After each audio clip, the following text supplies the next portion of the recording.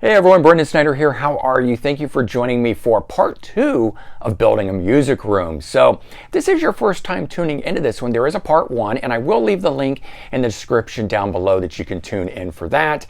And as far as my story and everything, so I was living in New York City. I had been there for the last 23 years and in a tiny little 350 square foot apartment for the last 16 years, and then just bought this house and moved out here to New Jersey. And so now I've got 2,000 square feet to do what I want with. And so what's right over my shoulder there, that is the area, the space, the room that is going to become the CD room.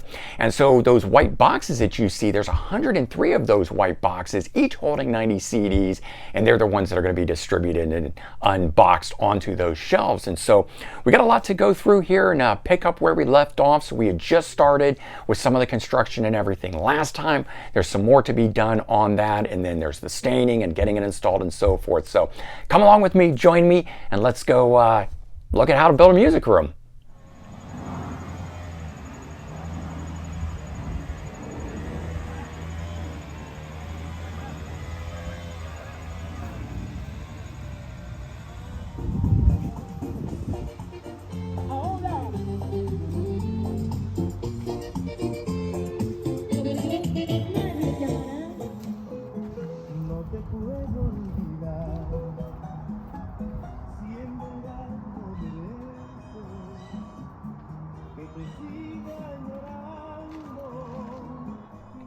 All right, so after a hard day's work, all 8 of the CD racks have been built at this point. Storing them down here in my basement in the meantime. They still got some more work to do on them, but one of the things that we're looking at now is staining it. So I'm not going to paint it, going to stain it. We did 3 different colors here, but I'm actually focusing on this middle one, which is a mahogany stain. And there's the actual stain of it if you're interested. All right, so let's start to look at it. One of them is already going in here. I cannot wait to get that. It's going to actually wrap around all the way through here and back to that side. Hey everyone, so I just got home from work here, and it's possible that my shelves are in. I was talking with my contractor earlier, and I was making a lot of progress, so I'm about to head upstairs, and I'm going to bring you along to check things out for the very first time. All right, so here we go. We're going upstairs. I see something. Look at that. Oh, nice. What do you guys think? All right, nice stained wood shells coming on around. Look at that. Once I get all the stuff out of here, I'll do a better video showing you guys of what all this is, but I'm enjoying this. So they must have just stained it. That's why the tape is on the wall there. And letting it air out. I'll have to open some windows on here, but yeah.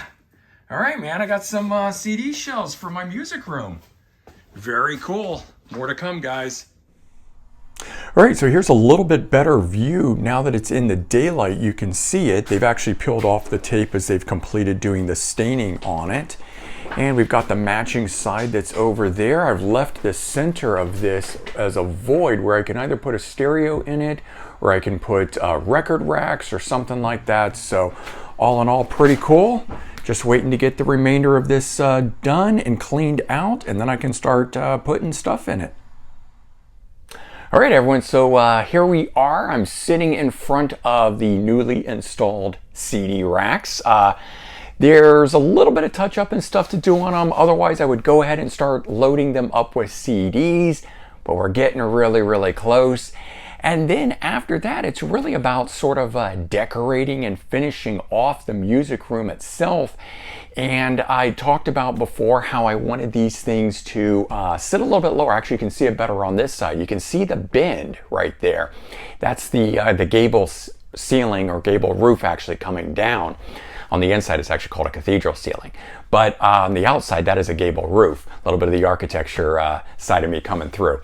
But yeah, so I made these a little bit lower so I can actually display things on it there. And then, of course, there's wall space to hang things. And that's what this is. So I thought I'd just show you a couple things that I've already earmarked for that I want to be hanging on the wall and stuff. And I just recently bought this record, display thing here for my Great White album that I had signed. So this is the uncensored cover of Hooked, one of my favorite albums by the band. And of course you can see we got all 5 of the guys that played on this album to sign it. So super excited about that. That was one of the ones, if you were watching me doing my unboxing of stuff that stuff that had shipped up from my childhood home, and I was going through it and I didn't even remember that I had gotten that thing signed. So that was really cool. And once I saw that, I was like, oh my God, I've got to get that out and have that as part of this.